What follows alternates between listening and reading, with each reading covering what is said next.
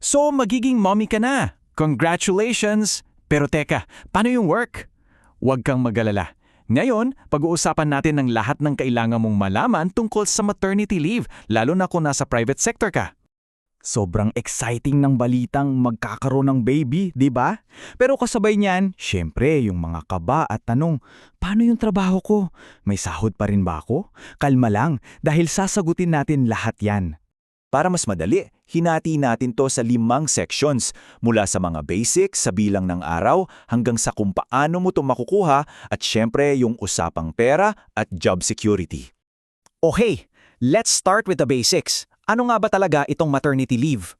Well, una sa lahat, ito ay isang fundamental na karapatan mo. Karapatan ng bawat babaeng manggagawa. Tandaan ha, ang maternity leave hindi yan basta-bastang bakasyon lang. Ito yung panahon na binigay sa'yo ng batas na may bayad para alagaan ang sarili mo, magpagaling at syempre mag-focus sa bago mong baby. At ang ganda dito, para ito sa lahat, yes, lahat. Basta babaeng empleyado ka sa private sector, kasama ka dito. Wala nang tanong-tanong kung kasal ka ba o hindi, o kung regular ka na ba sa trabaho o probationary pa lang. Covered ka ng batas. Okay, let's get to the good part, yung mga numero. Ilang araw ba talaga ang leave mo? Let's count the days. Ito na, 105 days. Yan ang standard. Nanganak ka man via normal delivery or CS, 105 days yan ng fully paid leave. Solid yan, di ba? Pero wait, there's more. Kung isa kang solo parent sa ilalim ng Solo Parents Welfare Act, may extra support para sa'yo. May additional 15 days on top of the 105. So that's a total of 120 days. Galing, di ba? At kung feeling mo bitin pa, may option ka pang mag-extend. Pwede kang magdagdag ng 30 days. Ang catch lang, itong extra 30 days, unpaid na to. But still, it's a great option to have kung kailangan mo ng mas mahabang oras. Siyempre, kinikilala rin ng batas yung mga, mahirap na pagkakataon. Kung sakaling magkaroon ng miscarriage or emergency termination, may 60 days of fully paid leave. Ito'y para bigyan ka ng sapat na oras para mag-recover, physically and emotionally. So para i-summarize lahat ng numbers na yan, heto, kitang-kita dito. 105 days para sa live childbirth, 120 kung solo parent, at 60 para sa miscarriage. Ayan, para di ka malito. Okay, so alam mo na kung ilang araw yung leave mo. Ang tanong ngayon, paano mo to makukuha? Madali lang actually, may 2 simpleng hakbang lang. 2 bagay lang yung super importante.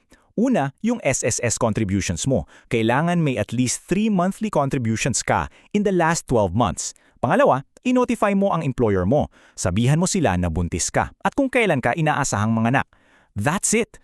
Hindi lang yang basta tungkol sa bilang ng araw ha. Ang ganda sa batas na to, may flexibility. Pwede mong i-share at i-extend yung leave mo para mas bumagay sa pangangailangan ng pamilya mo. Eto, pakinggan mo. Pwede mong ipasa ang up to 7 days ng paid leave mo sa partner mo. Para siyang teamwork benefit, di ba? Para may katuwang ka sa mga unang araw. At hindi lang sa tatay ng bata ha. Kung wala ang tatay for whatever reason, pwede mo tong ibigay sa ibang tao. Pwedeng sa kamag-anak mo o kahit sa kasama mo sa bahay. Ang goal kasi may aalayay. Quick reminder lang, kung kukunin mo yung extra 30-day unpaid extension, kailangan mong sabihan ng employer mo in writing. At dapat at least 45 days before matapos yung paid leave mo. Kailangan lang talaga ng planning. Okay, ito na. Yung 2 pinakamabigat na tanong siguro sa isip ng bawat empleyado, paano ang sahod ko at may babalikan pa ba akong trabaho? Let's break it down. Simple lang. Gusto ng batas na makuha mo yung buong sahod mo, 100%. At para mangyari yan, may konsepto tayong tinatawag na salary differential. Basically, ito yung amount na idadagdag ng employer mo sa SSS benefit mo para mabuo yung regular na sweldo mo. So yung formula, ganito lang yan. Kunin mo yung full salary mo minus yung cash benefit na galing sa SSS. Yung difference, yon ang babayaran ng employer mo. So sa dulo, walang bawas yung sahod mo.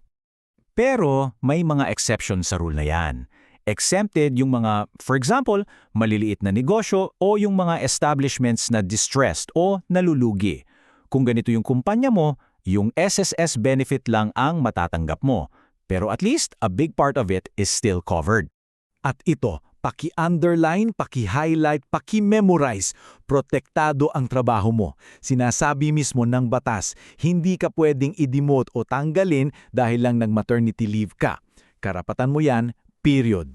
So, to wrap things up, ano yung mga key takeaways? 1. May 105 days ka ng full pay plus options. 2. Pwede kang mag-share ng 7 days. 3. SSS contributions at pag-notify sa employer ang kailangan.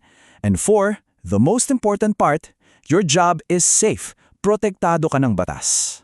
So ngayon na alam mo na ang mga karapatan mo, mas kumpante ka na, di ba? You have this protected time. Hindi mo kailangang mamili between your career and being a mom. Dahil sa batas na ito, you can have both. Yan ang power na binibigay sa'yo ng kaalamang ito.